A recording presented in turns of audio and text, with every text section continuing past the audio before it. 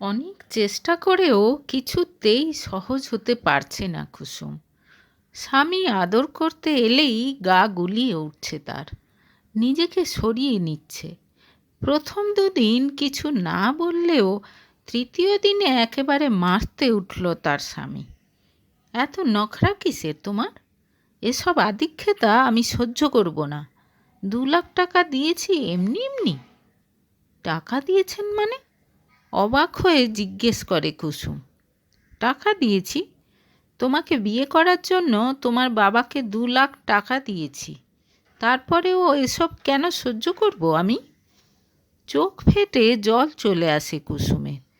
তার মানে বাবা তাকে বিক্রি করে দিয়েছে? চোখের সামনে কেমন যেন অন্ধকার দেখতে শুরু করে সে। মা নেই কুসুমের। বস্তির লোকেদের কথা অনুযায়ী কুসুমের মতো রূপবতী মেয়ের রাজকন্যা হয়ে জন্মানো উচিত ছিল। তা না হয়ে মাতাল বাবার ঘরে হাত পুড়িয়ে রান্না করছে সে। মাঝে মাঝে মদ খেয়ে এসে বাবা তার গায়ে হাতও তুলত।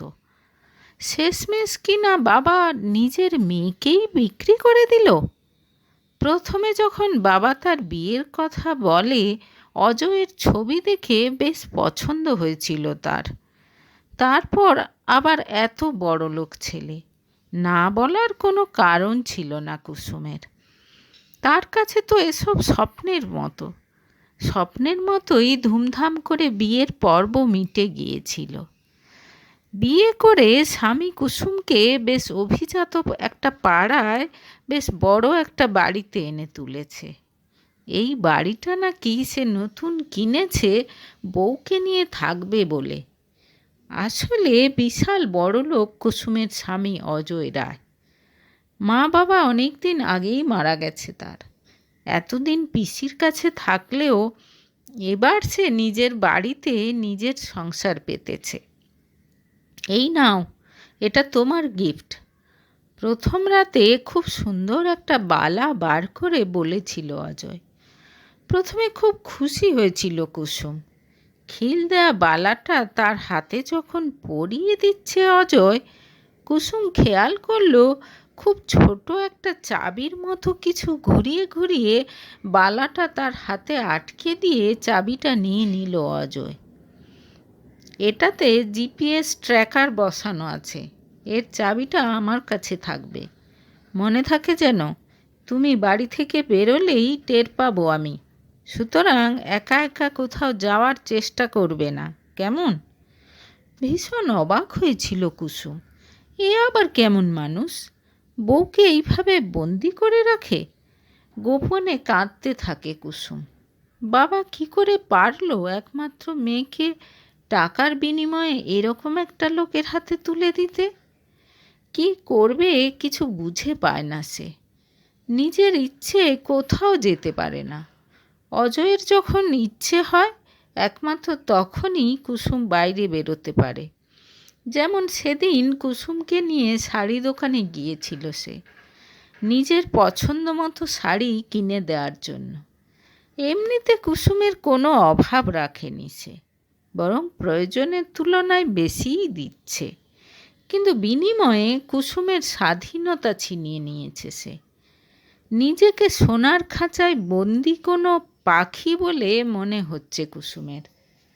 বৌদি, কেউ একজন তোমার সঙ্গে দেখা করতে এসেছে, চাকর হরি এসে একদিন বলল। খুব অবাক হয়ে গেল কুসুম। তার সঙ্গে দেখা করতে আবার কে আসবে?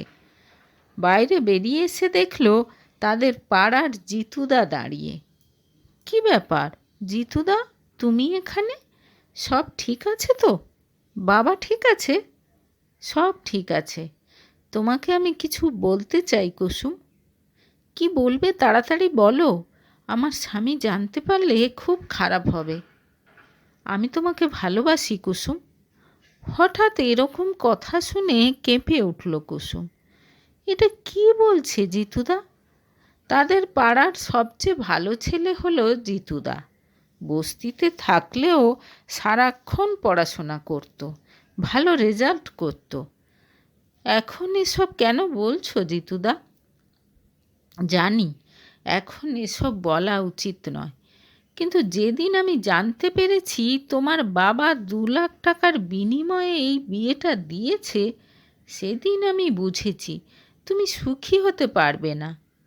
আমি তোমাকে অনেক দিন থেকেই ভালোবাসি কুসুম। মনে আছে পাড়ার বুনিদির বিয়েতে সবাই মিলে যখন গল্প করছিলাম, তুমি বলেছিলে কোনো স্বপ্নের রাজপুত্র অনেক দামি গাড়িতে এসে তোমাকে নিজের রানী করে নিয়ে যাবে। তারপর আর নিজের ভালোবাসার কথা তোমাকে জানাতে সাহস হয়নি।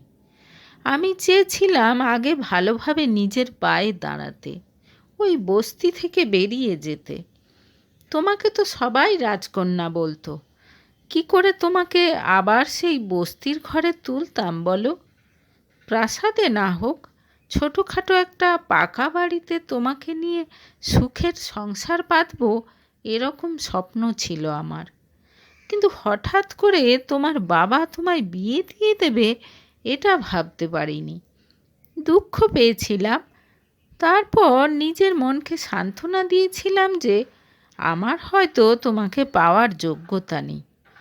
কিন্তু কাল যখন জানতে পারলাম তোমাকে বিক্রি করে দিয়েছে, তারপর থেকে আর নিজেকে ধরে রাখতে পারলাম না।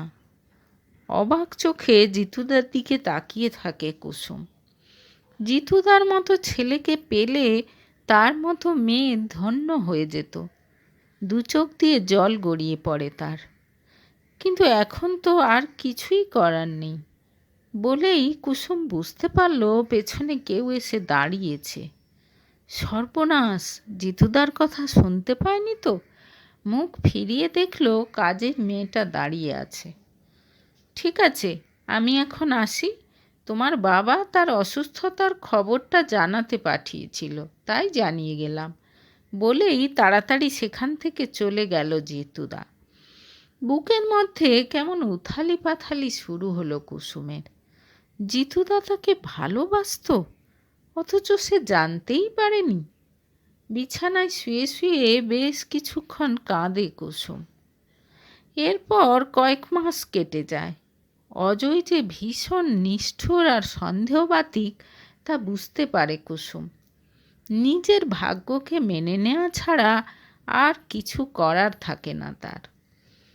অনেক কান্নাকাটি করে সপ্তাহে একদিন 10 মিনিটের জন্য বিকেলে সামনের পার্কটাতে যাওয়ার অনুমতি পায় সে। সারা সপ্তাহ অধীর আগ্রহে অপেক্ষা করে থাকে সে বুধবার বিকেলের জন্য। সেদিন জিতুদাও পার্কে আসে। টুকটাক কথা হয় তাদের। মন ভরে না কুসুমের। জিতুদার গভীর 2 চোখের দিকে তাকিয়ে ঘন্টার পর ঘন্টা কাটিয়ে দিতে ইচ্ছে করে তার। এরকম একদিন পার্ক থেকে বাড়ি ফিরছে কুসুম। হঠাৎ পেছন থেকে কেউ ডাকছে বলে মনে হলো তার। ঘুরে দাঁড়াতে দেখল একজন মহিলা।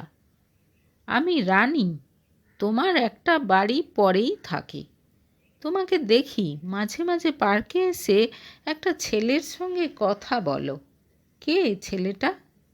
তোমার হাজব্যান্ড তো এখন অফিসে, তাই না?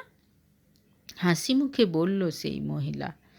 বুকের মধ্যে ধড়াস করে উঠল কুসুমের। ও আমার এক মাস্তুতো দাদা, আমতো আমতো করে বলে কুসুম। দাদা তো তোমার বাড়ি গেলেই পারে। প্লিজ দিদি, আপনি কাউকে কিছু বলবেন না। আমার স্বামী জানতে পারলে সর্বনাশ হয়ে যাবে। রানীর হাত চেপে ধরে করুণ গলায় বলে কুসুম। এরপর অনেক অনুরোধ করে রানীকে নিজের বাড়িতে ডেকে আনে সে। নিজের দুর্দশার গল্প শোনায় তাকে। স্বামী যে খুব সন্দেহবাতিক এ কথাও জানায়। বাড়িতে ঢুকে রানী বুঝতে পারে কুসুমের স্বামী বেশ বড়লোক। বাড়ির সর্বত্র প্রাচুর্যের ছাপ। মনে মনে খুব হিংসে হয় রানীর। কুসুমের মতো একটা অশিক্ষিত বস্তির মেয়ে আসলে এসবের যোগ্য নয়। অজয়কে সে দেখেছে, সুন্দর চেহারা। এত কিছু পেয়েও মেয়েটা অন্য ছেলের সঙ্গে মেলামেশা করছে।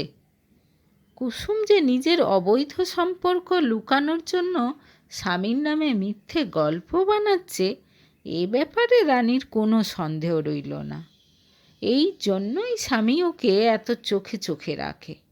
কত ভালো মানুষ, সব কিছু জেনেও কুসুমকে তাড়িয়ে দেয়নি, মনে মনে ভাবে রানী। এরপর মাঝে মাঝেই কুসুমের সঙ্গে গল্প করতে আসতে থাকে রানী। দু একবার অজয় বাড়িতে থাকতে থাকতেও এলো, আলাপ করলো অজয়ের সঙ্গে। হ্যান্ডসাম অজয়ের সঙ্গে কথা বলতে তার বেশ ভালোই লাগলো। সত্যি কুসুম, তোমার জন্য আমার খুব কষ্ট হয়।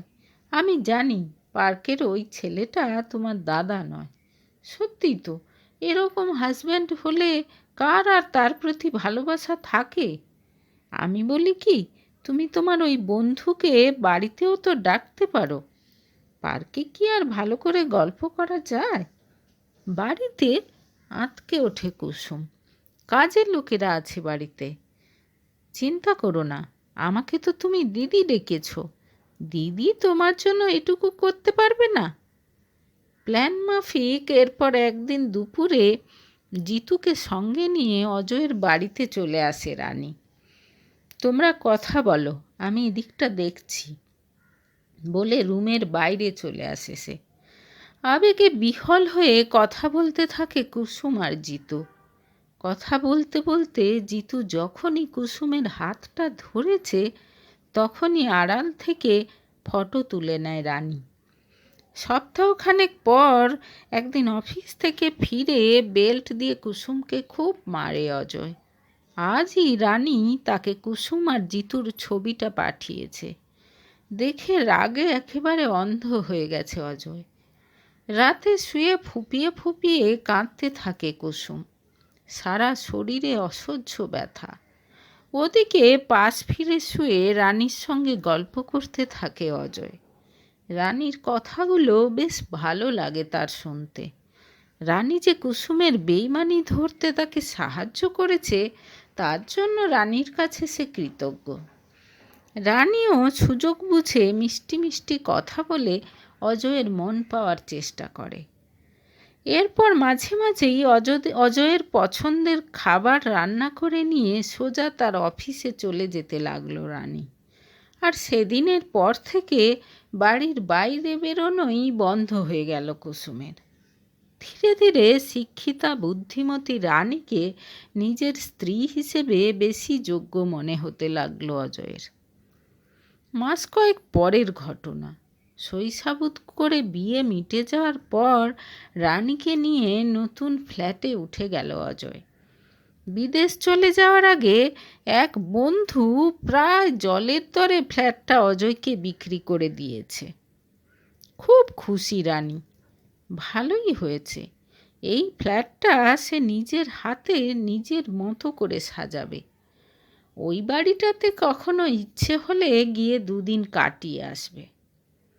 এই নাও তোমার গিফট। রাতে শোয়ার সময় হাসি মুখে বলল অজয়। চমকে উঠল রানী। কুসুমের বালার মতোই একটা বালা তার হাতে পরিয়ে দিয়ে চাবিটা নিজের কাছে রেখে দিল অজয়। এটা কি? কাঁপা কাঁপা গলায় জিজ্ঞেস করল রানী। এই বালাতে জিপিএস ট্র্যাকার লাগানো আছে। তুমি কখন কোথায় যাচ্ছ আমি সব জানতে পারবো। যদিও তোমার উপর আমার ভরসা আছে, কুসুমের মতো বেইমানি তুমি করবে না। তবুও আমি কোনো রিস্ক নিতে চাই না ডার্লিং। এক হ্যাঁচকায় রানীকে কাছে টেনে এনে হাসি মুখে বলল অজয়। রানীর শীত দাঁড়াবে একটা ঠান্ডা স্রোত নেমে গেল। ঠিক সেই সময় জিতুর ছোট্ট বাড়িটাতে যেন স্বর্গ নেমে এসেছে। চাঁদের আলোয় ছাদে পাশাপাশি বসে আছে কুসুম আর জিতু। দিন 7 আগে বিয়ে হয়েছে তাদের। পরম সুখে কুসুমের আঙুল নিয়ে খেলা করছে জিতু, আর তার কাঁধে মাথা রেখে ভাঙাচোরা গলায় ভুলভাল হিন্দিতে গান ধরেছে কুসুম। जो मेरे दिल को दिल बनाता है